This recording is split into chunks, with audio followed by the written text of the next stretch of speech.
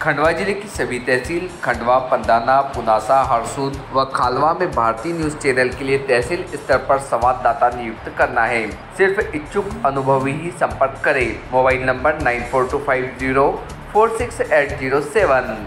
भारत जोड़ो यात्रा में शामिल होने आए सामाजिक कार्यकर्ता योगेंद्र यादव ने राहुल गांधी से मुलाकात की और उनके साथ यात्रा में शामिल हुए। राहुल गांधी ने यात्रा के दौरान मध्य प्रदेश के ओंकारेश्वर में स्थित ज्योतिर्लिंग में जाकर भगवान भोलेनाथ के दर्शन किए। साथ ही मां नर्मदा को चुनरी चढ़ाकर उनकी आरती भी की। इस दौरान उनके साथ उनकी बहन प्रियंका गांधी वाड्रा, उनकी जीजा रॉबर्ट वाड्रा भी मौजूद रहे। योगेंद्र यादव ने मीडिया से बात की। योगेंद्र यादव से पूछा कि बीजेपी के डर से क्या कांग्रेस सॉफ्ट हिंदुत्व की ओर मुड़ गई है, तो उन्होंने कहा कि मैं समझ लेता हूं कि इस सब से बीजेपी डर गई है। बीजेपी में बौखलाहट है, उसे समझ नहीं आ रहा कि किस बहती नदी को कैसे रोकें। उन्होंने कहा कि भारत जोड़ो यात्रा की शुरुआत कन्याकुमारी से एक विचार था, जो बाद में धारा बनी और अब एक नदी का रूप ले चुकी है और इस नदी के बहाव को बीजेपी कैसे रोके उन्हें समझ नहीं आ रहा। इसलिए रोज नए नए उटपटांग काम करती है। राहुल गांधी तो सामान्य काम कर रहे हैं। नांदेड़ में गुरुद्वारा था तो गुरुद्वारे गए, यह प्रसिद्ध मंदिर है तो मंदिर गए। कल को किसी चर्च में जाना होगा तो वहां भी जाएंगे। एक सामान्य भारतीय नागरिक यही करता है।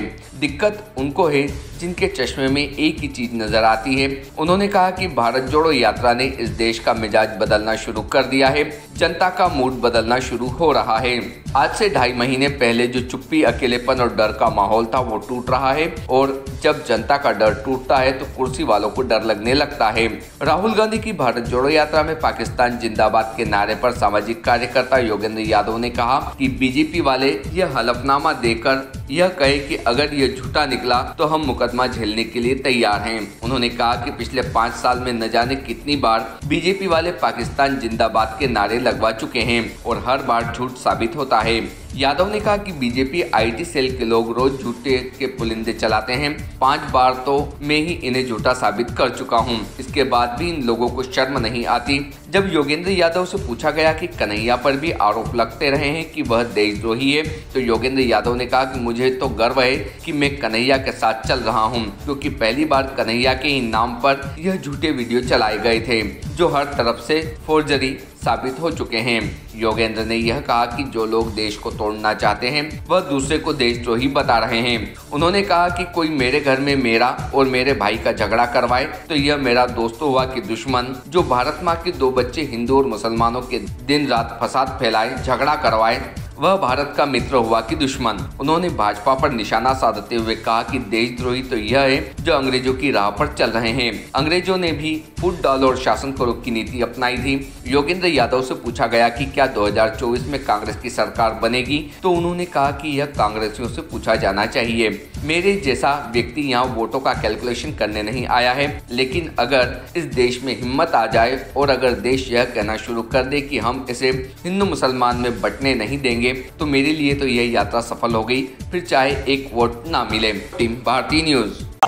सर ये बताइए, जो हिंदुत्व पर बार बार कांग्रेस पर हमला किया जाता है हिंदुत्व को लेकर के, आज राहुल गांधी ने ओंकारेश्वर दर्शन किए हैं, यहाँ पर आरती भी की है, तो क्या लगता है डर गई है कांग्रेस? मैं समझता हूँ बीजेपी है जो डर गई है, बौखला गई है।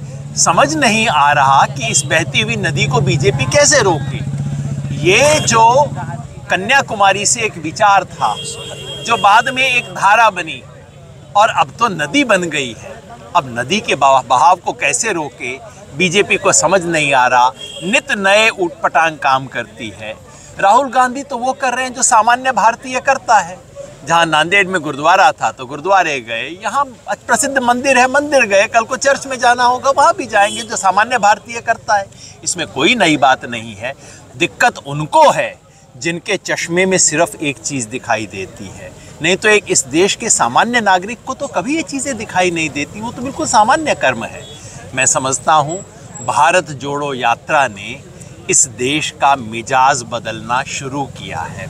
जनता का मूड बदलना शुरू हो रहा है। आज से 2.5 महीना पहले जो चुप्पी, अकेलेपन और डर का माहौल था वो टूट रहा है। और जब जनता का डर टूटता है तो कुर्सी वालों को डर लगना शुरू होता है। वही हम देख रहे हैं। सर पाकिस्तान जिंदाबाद क्या नारे का बीजेपी बता रहे हैं। मैं आप सबको बीजेपी सर मैं कहता हूँ बीजेपी वाले हलफनामा दे के कहें कि अगर ये झूठा निकला तो हम तैयार हैं कि हमारे विरुद्ध मुकदमा चलेगा। पिछले 5 साल में न जाने कितनी बार ये पाकिस्तान जिंदाबाद लगवा चुके हैं बीजेपी वाले। हर बार झूठ साबित होता है, हर बार करते हैं। आप सब पत्रकार हैं, मैं आपको आमंत्रित करता हूं, कृपया आप शुरू से आखिर तक इस यात्रा में जाइए। अगर कोई एक पत्रकार साथी कह दे कि मैंने ये नारे सुने, मैंने ये बात सुनी, तो मैं मानूंगा।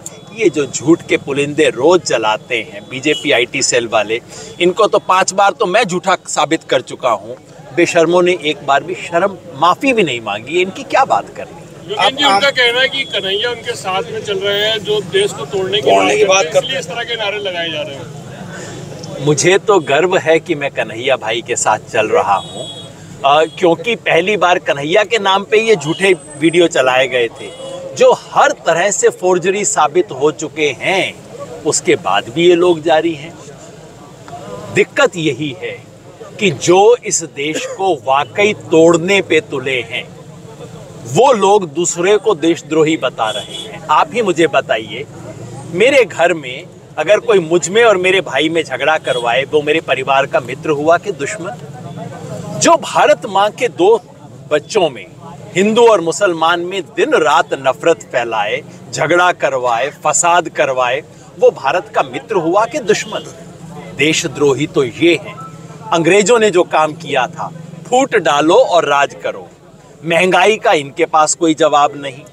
बेरोजगारों के सपने तोड़ रहे हैं, उसका कोई जवाब नहीं।